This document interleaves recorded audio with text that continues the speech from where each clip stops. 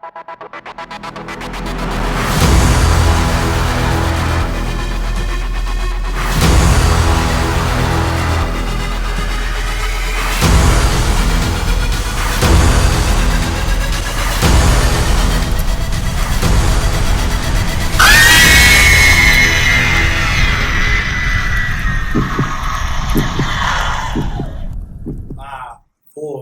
three, two, one. Ladies and gentlemen, welcome back to the Flytill Podcast. Another week, another podcast, another opportunity. And I'm back with a special guest. Introduce yourself, ma'am. Hi, everybody. I'm DJ Motherfucking Savage. I'm from Memphis, Tennessee, but I DJ here in Houston, Texas. This has been my home for the last few years. And I've been having a lot of fun. Hopefully y'all know me. If y'all don't, this would be a great opportunity for y'all to learn who DJ Savage is. But yes, get into it. Okay. Get into it. Shout out M-Town. Yeah. For real. So, as I said, it was the first thing like doing a podcast. It's really like, get to know people's origin stories. So just talk about like where you come from and like where you find your love for music since you are a DJ. Okay, so as far as like where I come from, I do want to start with that because it seriously influenced my love for music. Like, I'm from Memphis, and even though Hustle and Flow was a fool, that is not how we really sound. DJ, man, DJ. Yeah, man. We do not sound like, well, some of us do, but not all of us. Right. But it was true in the form of like our music culture really does hold a lot of weight to us. And we do take it seriously because, honestly, a lot of people say this about their city. Our hood is just so hood. And, everybody is like, I come from the slums. I'm not going to say I came from the slums, but Memphis is not the easiest place to come up in. Sure. And music usually helps a lot of us get through a lot of the stuff that happens in the city. So music definitely, my love for music definitely came from just being in Memphis and just being around somebody that always does music and having so much influence. And it was just in me. My mom always listened to different stuff. She never listened to just one genre. Mm-hmm. So I got like a good mixture of everything. So it just helped my ear and it helped my song selection. And then it just made DJing kind of natural. Made DJ natural. My first Memphis artist I heard was 8Ball, my homeboy little friend. That's my favorite. I love my homeboy. That's the best way to get started. Yeah, 8Ball, MJG, okay, for sure. So you started off in Memphis. Now, did you start DJing in Memphis, or were you just growing up, like going through adolescence and childhood in Memphis, or like what talk about like how'd you start like really getting into music? And like I see you also posted for Veterans Day, so I see you in the military and also. So yeah, I want to know about all this, man. I want to get deep.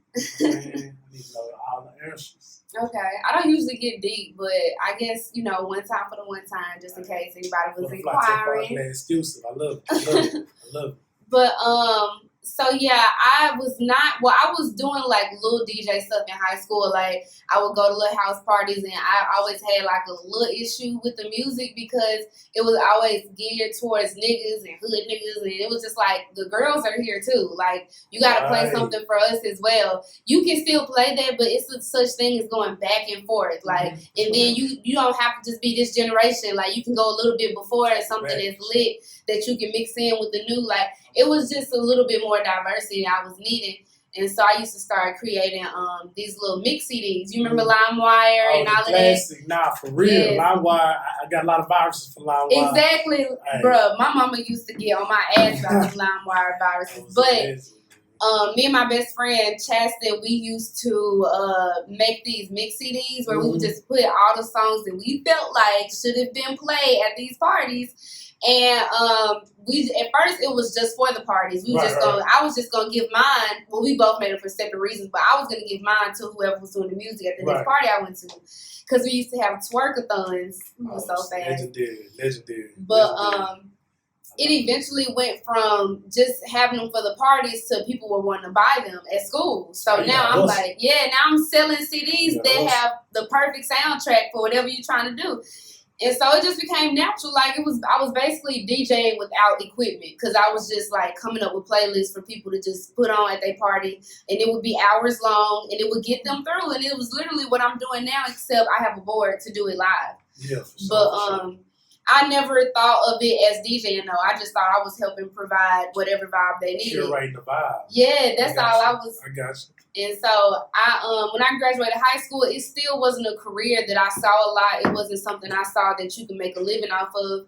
And you know, the older generation would never tell you to be a DJ full time. They want you to go to college and exactly. get you a good job, get your little savings, all that. I got you. Exactly. I know time it is. They would never even suggest that type of creativity. So I just never even thought about it. But when I went to the military, like I graduated high school early at 17 and I went to the military at 17.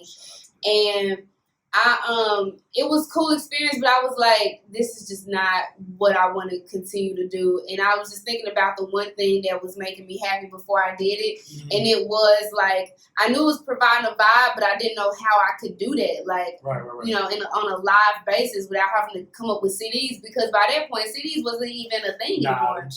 I tell you the tip of the day, bro. Like, if you pass me a CD, like, it's hard, bro. Yeah. Because, like, I don't even play them hoes in my car. Like, it's nothing that I can even do with a CD. You got to give me a link, bro, because I got a phone. I'm in the whip. I'm either got my headphones in. Like, you got to help me out with that. Now, that's hard, though. Yeah. That's hard, though. So, yeah, you always been a curator of vibes. So, yeah. So shoot, that's live. So, like, tell us about, like, Houston. Like, what brought you here to the city? So, going back to the DJ thing, I knew once, because I actually had got hurt in the military, and I got hurt like a few months before I was already scheduled to get out anyway. My contract was coming up. So, when you're getting closer to getting out of the military, they give you a choice. They're like, you're about to get out soon.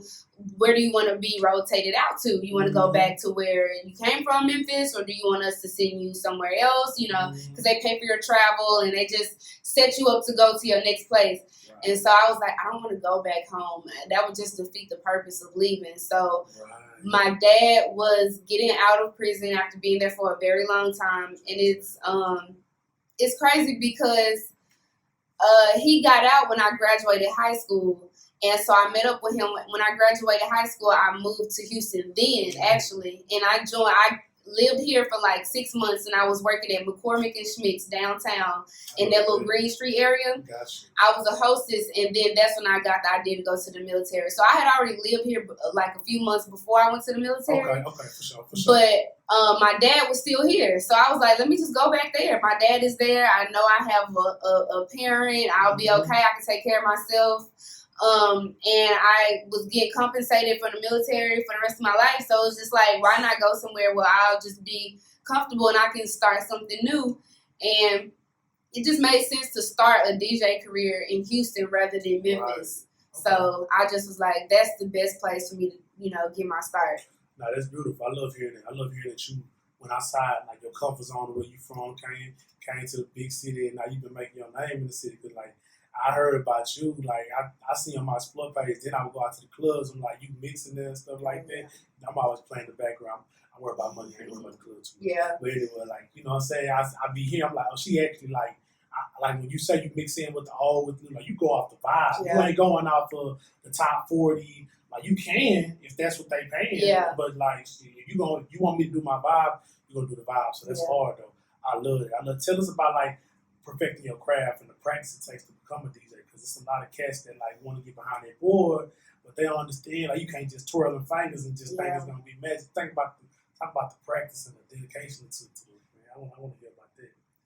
I mean, honestly, that's my favorite part to talk about, because I feel like you said, that's the part that people overlook. They think that if I know what song should go next, then I should just start being a DJ. It's like, it doesn't work that way, because it's like you'll play 5 songs and then you'll be like, all right, I'm done. It's like, no, you have to keep doing that for 4 hours. You have to keep knowing what song is next, and then you have to learn the mechanics and the science behind it. You have to know BPMs, what should come after what, in terms of that, and in terms of vibe. If you have an older crowd and a young crowd, you have to have a good enough ear to satisfy both at the same time. Right. You have to have the skill to go behind it. Scratching is not something that you just learn just off the cuff. Like, a lot of DJs that are good at it, it took them time. It took them a patient mentor.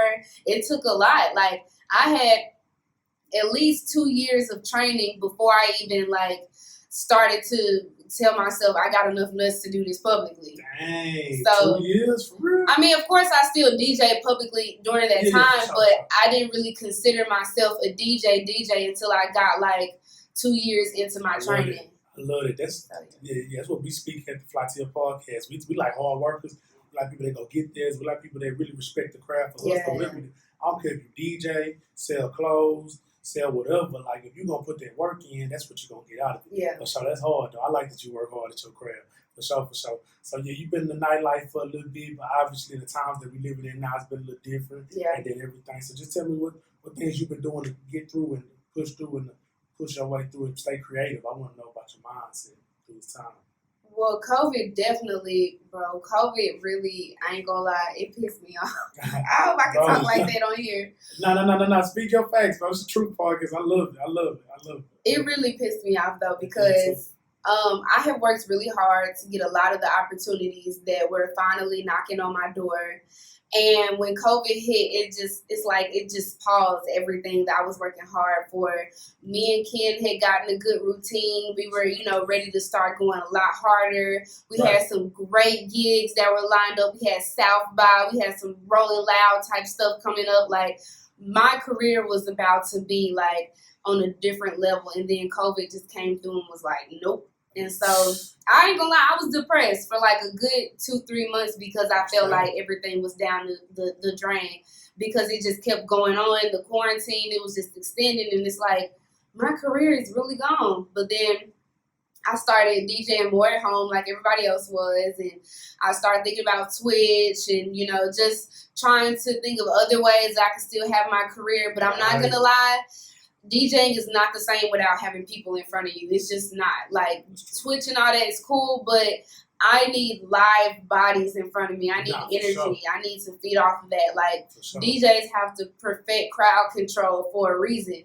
And you need the crowd in order to perfect your crowd control. So it was very confusing, but I just tried to focus on practices that I had going on with Ken that would help me stay sharp. Mm-hmm. I would do a bunch of late night sessions in my crib. I don't have a roommate, so I didn't have to worry about, like, noise and nothing. So I was free to just, practice on my own. And I just, I have several sources of income as well. So me losing the DJ income didn't really stress me, but me losing my ability to be creative in front of other people really did stress me out. But I'm getting a lot better the more we're opening up, to be honest. Nah, for sure. That's just how it is. Like, I seen a lot of DJs, like my DJ the same way, DJ Stone Rolling. He told me the same way I had affected him and what he had going. So what my job was is being that I had to get him to more creative, more virtual outlets, more everything, create immersions and stuff like that. So now I understand. I feel you. It depressed a lot of people. COVID affected me because I was more busy than ever because I work in IT, so I do computers. Oh. So like they was drilling me like, hey, we need virtual this, virtual that, virtual this.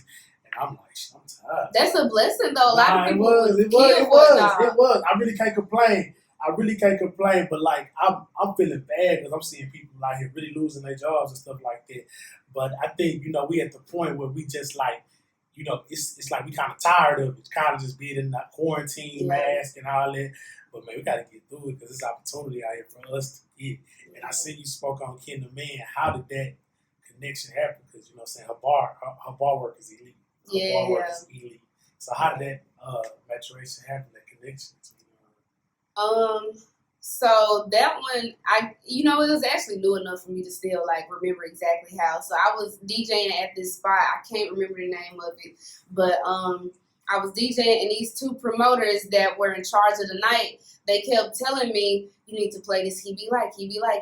And I'm not from here. So if and Ken is a North Side girl. Right. So on the North Side, you really got to know somebody over there in order to even really go to the North Side. Fact. So on the South Side, we heard the song, but not really at that point. Mm-hmm. But when they kept making me play it, I finally played it, and I was like, bar work, like this girl is lit, and I'm not even. I knew I one day maybe if that opportunity for an artist came up, I would take it. But I always thought it would be for a dude. I never thought that I wanted to DJ for a girl because I used to think two girls, people gonna think we just, too feminine and we ain't really about it. And I'd rather DJ for a dude because then they know I'm really serious about my shit. But when I heard her, I was like, fuck all of that. Like, this girl is lit. Like, everything. And then when I saw her name, I was like, okay, so that's a sign too. Like, Ken and Man. Like, that's letting people know already. We may be girls, but we coming with it. So I heard the song, and then immediately I just started going after her. I saw at this point she still had a low enough following that she would reply to me, and I had a high enough following to where she would take me seriously too. Right. So I just, kept going at her. Then she responded, and then I had found her manager's information at the same time, so I was hitting both of them, and she ended up telling me actually like a month ago what made her choose me is that she liked that I was persistent and I was going after both her and her manager, and they could tell that I really wanted to work with her. And so she had a show at Live Oak one day, didn't even know I was coming. I just pulled up just with my equipment just to let her know that I wasn't playing. Really? Wasn't even trying to get paid or nothing. I just wanted her to see what the chemistry could be like. I love it. It was more so about her seeing what our chemistry could be like. Like, fuck the money. Like, let me show you what this partnership could really look like. Relationship over money. Opportunity. Yeah. That money gonna be there. And I like what you said, how you came ready, you was persistent. Like, same way I am. If I want somebody, I need something from them, I'm on their ass. Yeah. Like, I'm talking to your mama, manager, cousin, anybody that around you do what you do. They gonna know me. They gonna know for me. So I gotta respect it. It still come from a woman too. Yeah. It's like, man, like nobody's gonna do it for you. Hey, you niggas ain't got no more excuses, man. I'm sick of that. You ain't got no more excuses, bro. I gotta stop telling you, bro. Man, she ain't reply, bro, or he ain't reply, bro. Don't stop there. Don't stop. Can't stop. See where he going at. Either this person is an entertainer, a person. If you want to work an entertainer, somebody's a rapper. They obviously gonna go to the public because they need fans. Yeah. So what you do is you navigate your way and you provide more value. Provide value. So I think that's hard. I think that's beautiful. Y'all two women, y'all hard. Y'all doing what y'all need to do, man. Yeah. But that's good though. So I want to speak on some other things you do besides like other hobbies and stuff besides DJing. What else you got going? And you know what I'm saying? Also want to follow that question up with what's the ultimate goal? You know what I'm saying? I'm curious. If you ain't thought about it, just give us a little bit of a piece. And you know what I'm saying? I want to hear it manifest on the podcast.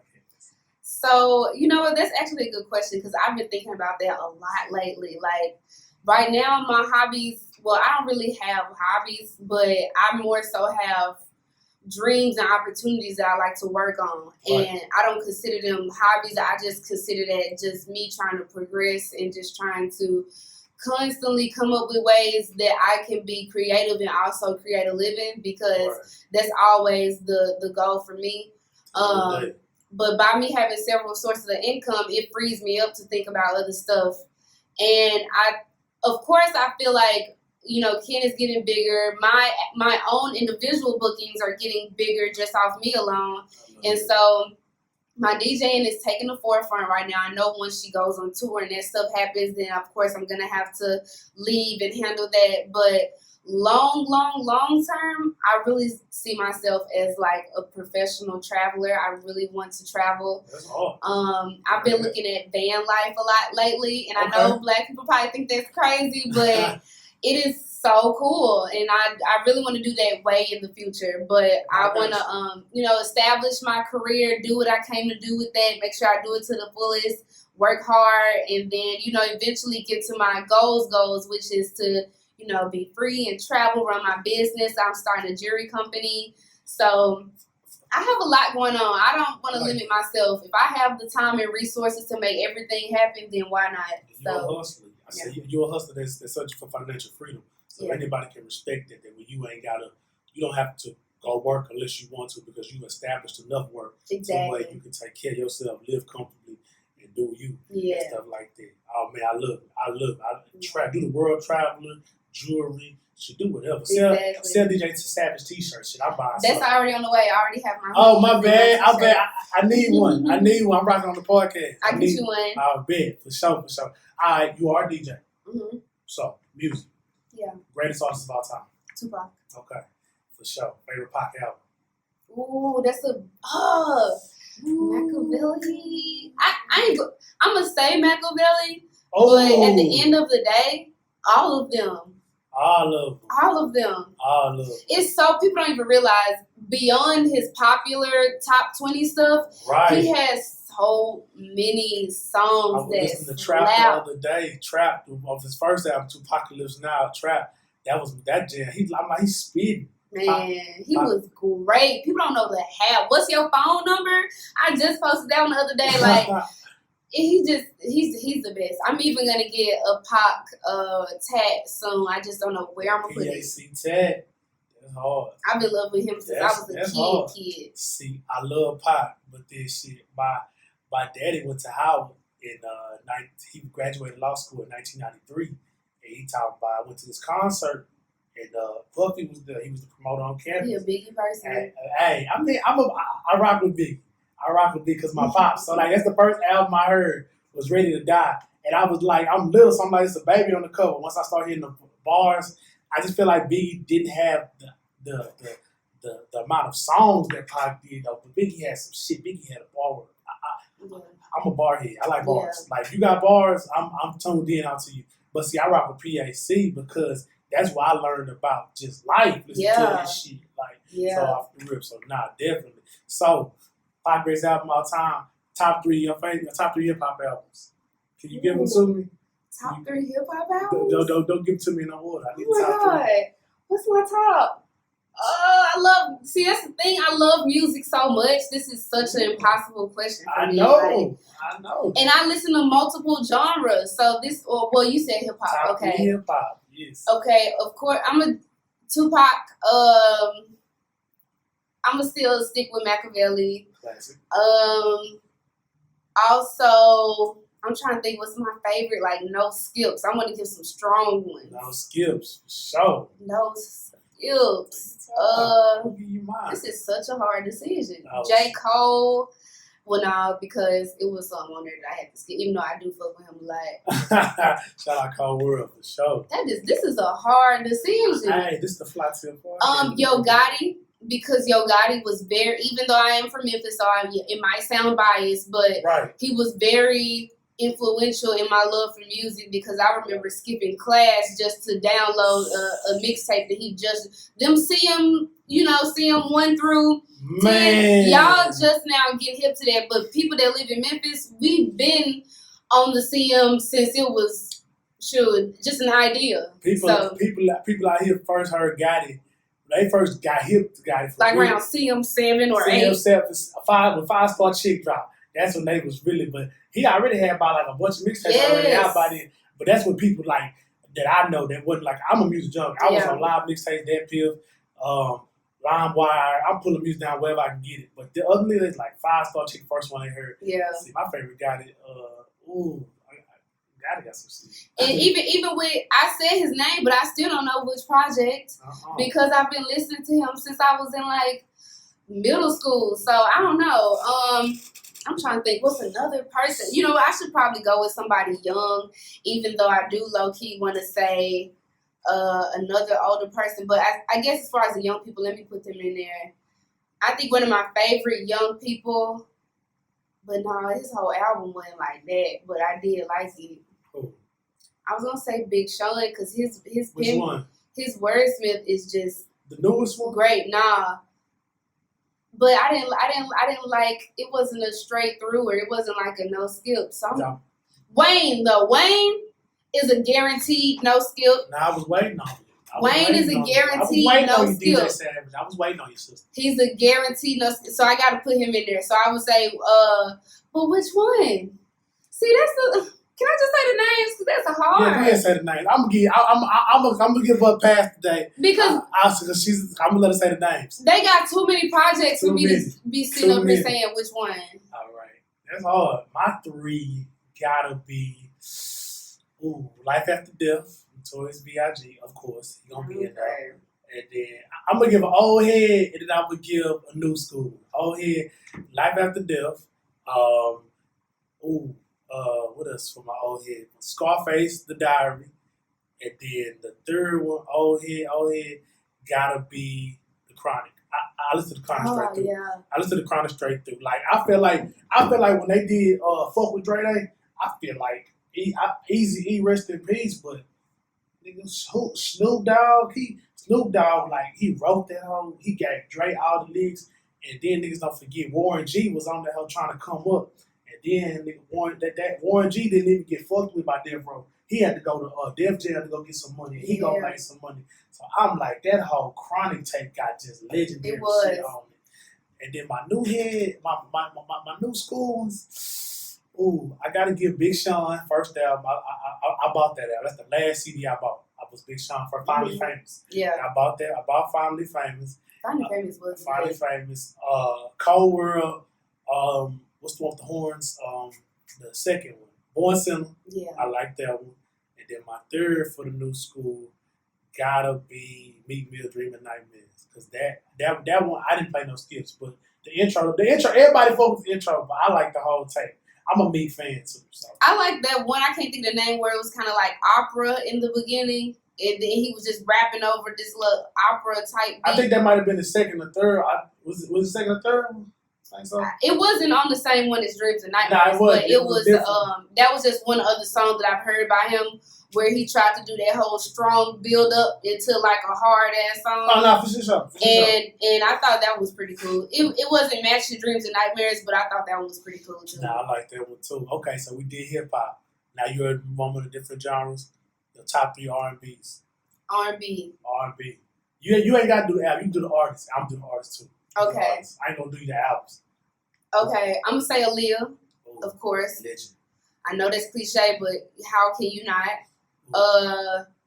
I'm gonna also say for the new school, I'm gonna go with Jhené Aiko. Okay. Cause I love Jhené Aiko so much, she's legendary. And should I go back old school? I'm trying to think. Who was it back old school? Flytill Podcast. We have fun on here. Let's go. I'm trying to think. But you know what? Another person, even though I guess you would consider her maybe neo-soul, Jill Scott actually had like a huge part to play in my love for R&B. Like I remember I was in early middle school, 6th grade, and I'm listening to Jill Scott, like the whole album through it. A song by Jill Scott. How in the world? I mean, which one is on repeat? Because I know you love it. Every single one on repeat. When I tell you, I know you can play the whole thing, and I know every word of every song. Dang, you that rocking with Jill Scott? I love Jill Scott. Like, I'm still mad at Mike for making Sheila drive up, but Jill Scott was girl. But anyway, my favorite song was the one "A Long Walk." That's my favorite. I mean, that's the most common. It is a great song, regardless, but she has so many that was like never super huge, but were great. Like Crown Royal, All I, like just I can't even like. It's just so many. And then it got to a point where I wasn't even looking at the track list. That's the problem. I'm just putting it on, start to finish, play it. I know what's coming next just by hearing it. Respect.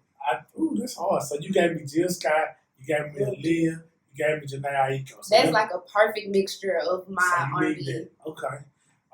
See, SZA too, but they said 3, girl. They said 3. They said 3.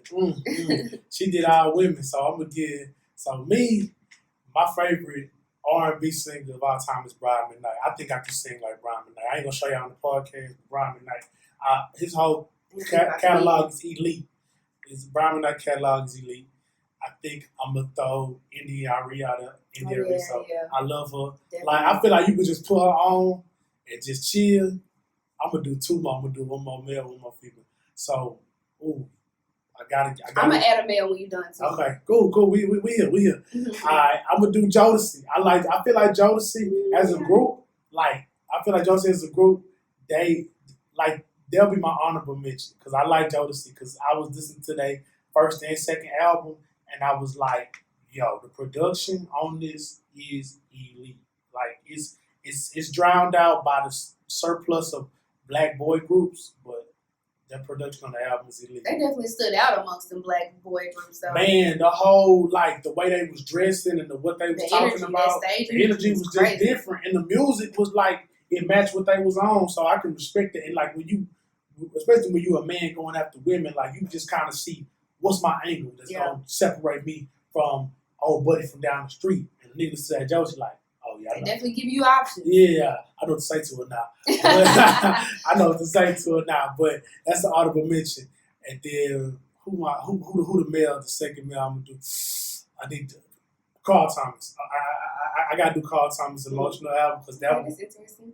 Carl Thomas is a good one. Interesting. And then my last female R&B legend. You gonna go old or new? I think I'm gonna go new. I'm gonna show her some love because I said my homegirl put me on. Who? A while back, Summer Walker. I knew you was finna say it. I knew it. How you knew it? I just felt it. My spirit just felt it. I love summer too. I actually really love summer. I ain't gonna never take no relationship advice from summer. I can't. It seemed a lot. It seemed hella toxic.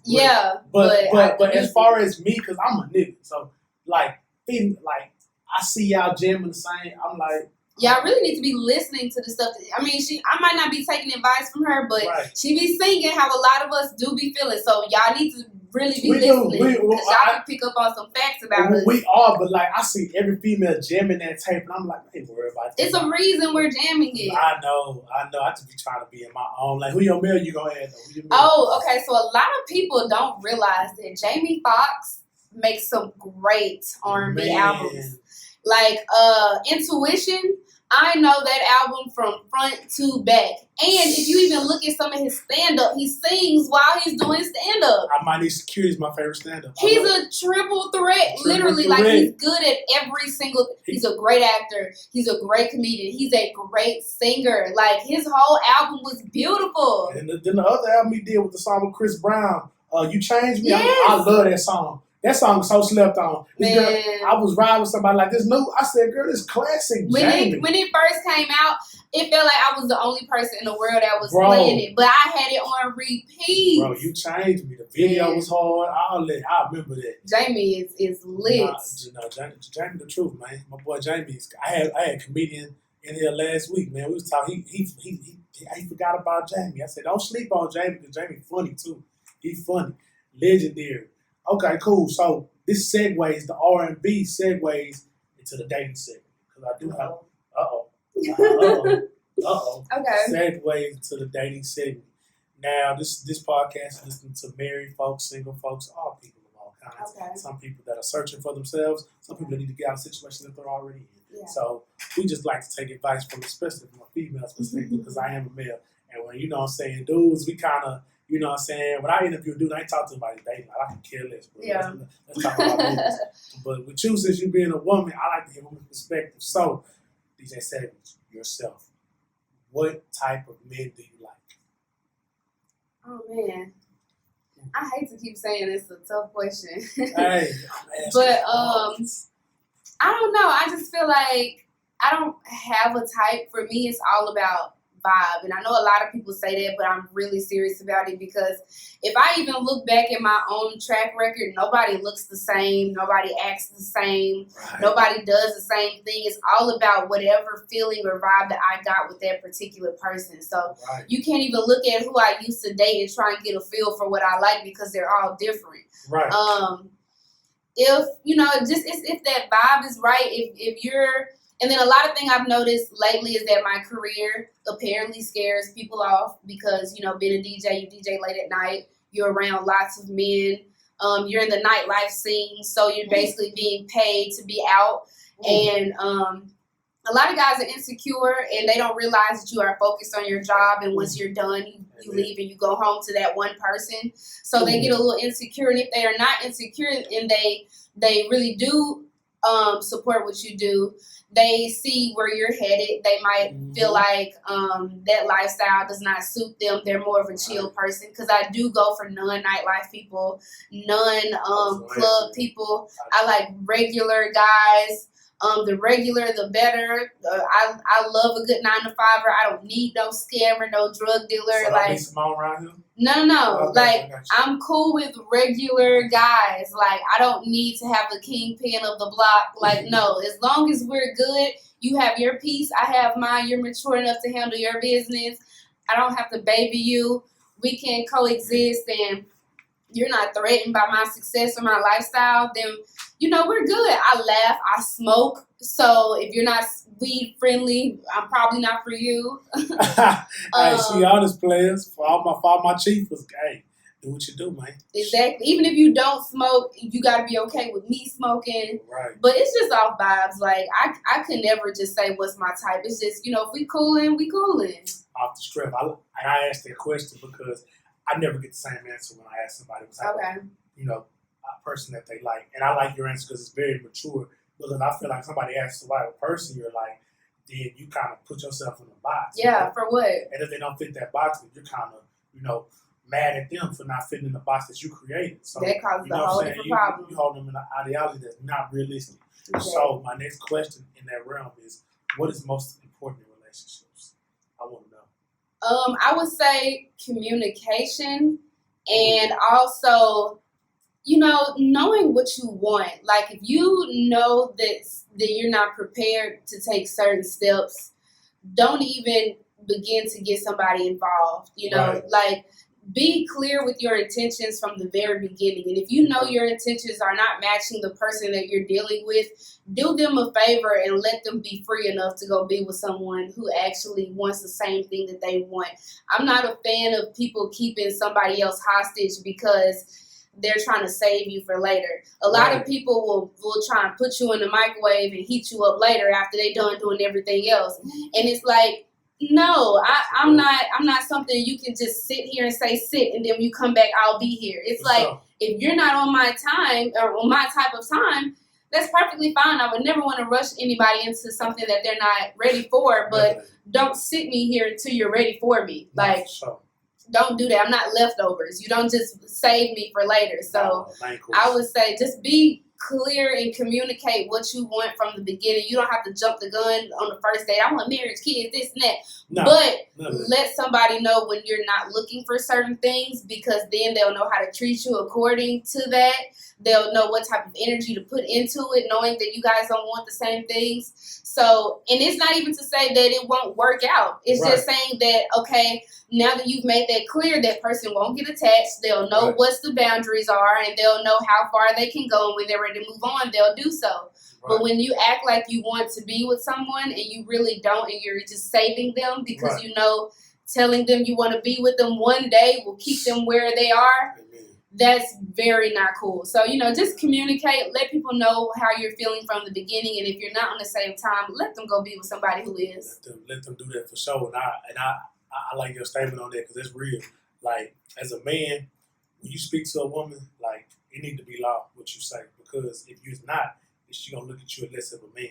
Yeah. She gonna be like I gave you my time, my energy, and a woman's natural position is to be in unison and let the man lead, and she be the protector behind him and look at what's behind him. So if you say something and you don't uphold to that, then now you kind of looking like a liar in her eyes, and that's a hard game to come back from. You'll never come back. Like, I don't care what nobody say. Like, you do come back, and some relationships do, but it's so difficult. To a certain extent. To a certain extent, but why even go down that route? Yeah. Well, I said, why not, as a man, just say what you need to do. Need to be like, if you just in there to have some fun, say that. And then give her that option to be like, shit, I'm having fun, or hell nah. Give her that. That's the statement that I'm looking for. Give her that option, or give him that option. Girls do it too. You might have somebody that you like and you feel like he's husband material, but you're not ready to finish doing what you've been doing. You just want to save him until you're ready, and he's over here waiting, and he's not having fun because he's just waiting on you. And now he's resentful because he's wasted time on somebody that's not even ready. So, it can be either way. Girls and guys do it, but give people that option. Be clear from the jump, because the thing is, there are options. If the girl that you're dealing with, she wants more than what you want, there's a girl out there who does it. So why won't you just, have that type of relationship with a girl that is okay with, the fly-by-night casual shit. And, it'll work perfectly for her because she's already set up for it. Leave the one who wants the relationship alone if you know you don't want the same thing. That's common sense. Nah, we ain't wasting time around here. We can't exactly. Time we only get older trying to get our money right. We ain't trying to waste no time just to be like, there's just so many people in relationships that's like so BS to be like, damn, I wasted so much time. And I see that, I be like, man, that can't be me, bro. If I ain't feeling it, pieces, man. Deuces, man, for sure. So then one more thing on the date. What are your pet peeves that you not that like like what you not tolerating from a man. Like give me some things you not tolerating. So these dudes that might, take a jump shot and they make sure they got their right shot ready. So what's the things you not tolerating from a man? That people that you just can't do. For me, it's all about respect. So it's just like, I don't have to tell you how to act. If you with me, you know how you supposed to be representing if you with somebody. So if you out doing stuff that you know is not conducive to you being in a relationship, that means that you're disrespecting me. You know what situation you're in. And so I think that's the big thing for me is respect. That even and that takes care of a lot of different categories with one word, like communication. You need to respect me enough to communicate what the situation is. Cheating, you need to respect me enough to have some restraint. Just coming together and being a team, you need to respect me enough to consider me as a partner and not just the person that you're with. Right. Respect covers a lot of different categories. When somebody respects you truly, it's a lot of shit that they just won't do. So if you respect me, everything else should fall in line. But if that respect is fake and you don't really see me as a partner, you don't really see me as somebody that's an equal that can make this union better, then you're always going to be disrespecting me because you don't see me as a person of value. You don't see me as somebody that deserves that sort of loyalty. So mine has to start off with respect, because if that's not there, then everything else is going to crumble. And I have enough going on in my own life to where I know I deserve respect, and not even just the assets or the things that I do. I know my personality and the way I carry myself and my loyalty and the way my dad has raised me. I know I deserve respect from the beginning. So if that respect is not there, then the relationship is not going to be there. And that's a pet peeve. Don't give me one situation where I feel like, okay, this nigga don't respect me. And when I feel like that, that's when it's over. I like that. That's a big one. Pet peeve is respect, man. I always respect, man. Keep it 1,000, man. Yeah. You know what I'm saying? Come in the same game with come in the game with the same energy you came in with. Don't be trying to switch out. Like some people like to go hard at first and they get comfortable. Yeah. And the thing is, what I believe in anything is like never, ever get too comfortable. Even when I'm with a woman, my thing is I'm gonna always try to recreate the vibe, build it, grow it. Like this how I came in. This how I'm elevating. We elevate him. We elevate him. Let's grow. Let's build, man. You really got to think about it though, because like with respect, when somebody really respects you, it feels a way in their heart of hearts to cross you.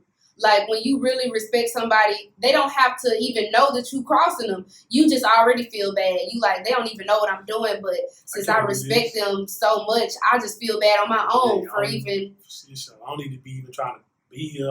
Exactly. You don't even have to discipline them or catch them in the act. They gonna already feel bad on the way to doing what they gotta do. They're gonna be like, you know what? I respect her. I feel bad. I got a real one. I can't mess it up I can't mess up a moment of pleasure for something real like that. I can't do this. But that's the true test of a man. That lets you know when you reach that echelon, and instead of just being a male professional, be a man, so you really is a man. Yeah. Like your mindset just on that level where you be like, you know what? I didn't play my games. I done had my fun. Like I'm in this with a teammate of mine. Exactly. And my teammate out here getting shot at every day. Niggas is coming in her DMs. Niggas, my partner's even shooting at her type shit. And she over here being loyal. I mean, I only owe her that most, man. Exactly. And when you ready to not be in it no more, just communicate that. Like I said earlier, just communicate that, and we can separate amicably. Yeah, just be like, the thrill is gone, baby. It's time to move on. I can respect that. I wouldn't even be fucked up about it. At least he was honest. Hey, at least he was. Okay, ladies and gentlemen, we got another new thing doing Flytill Podcast called the Flytill Speed Round. Okay. And this is the first participant. Flytill Speed, I'm going to just say 2 words, and you pick which one you like. You say, so, yeah, you'll get it. Okay. Spicy food or non-spicy food? Spicy food. Okay, rap or R&B? Ooh. I'm splitting you. I'm tearing you. Why'd you do me like this? I got to. R&B. There we go. She's a lover. Dark liquor, clear liquor? I don't drink. You don't drink? Mm-mm. Okay. So, what you said? We water, lemonade. You don't drink it all? That's Not good. liquor. That's good. That's good. So what you like? You mostly water, lemonade, juice? juice person? I'm from the South. I love sweet tea. Okay, Sweet tea is my thing. Okay, lemonade? You like lemonade tea? I like Arnold Palmer's. They Arnold cool. Palmer's? For sure. Yeah. Okay, that's cool. Got somebody that don't drink. I love the skin is flowers. Okay. All right. Foreign car, classic car. Which one you riding in? Got all the maneuver. Classic. Yeah. You're a woman. You have. I said. Which one's getting focused on first? Hair or nails? Hair. Okay. Big. And then my final question: lump sum of $9 million, $12K a week for the rest of your life. What you take? Let me get that lump sum because I'm really good with money, so I'm not worried about blowing it or doing anything stupid with it. For sure. I'm cool with receiving a large amount of money. I'm not big flashy person, so I know I would do what was right with it. So I'm not worried about receiving it all at once. It's a small woman. You take that lump sum and flip it because $12K a week for the rest of your life. Like you never know. So take that lump sum. Smart woman.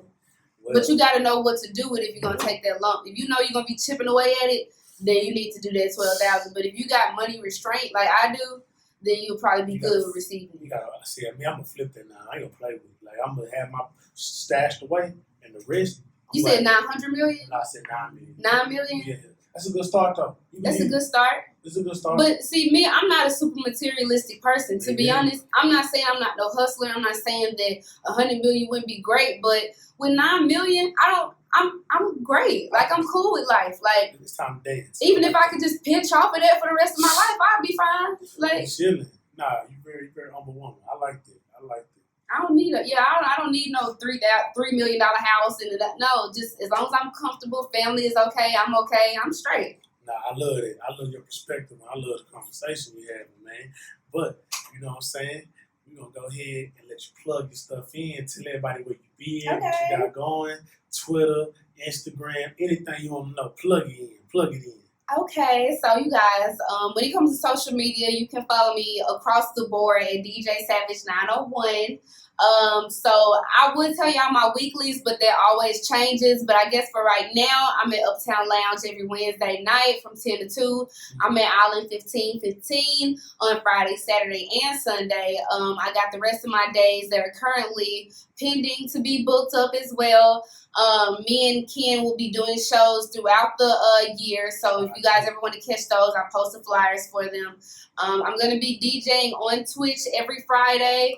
I also have merch dropping. I have a jewelry line coming, so make sure you guys tune in for that. I have a lot coming. Merch is coming.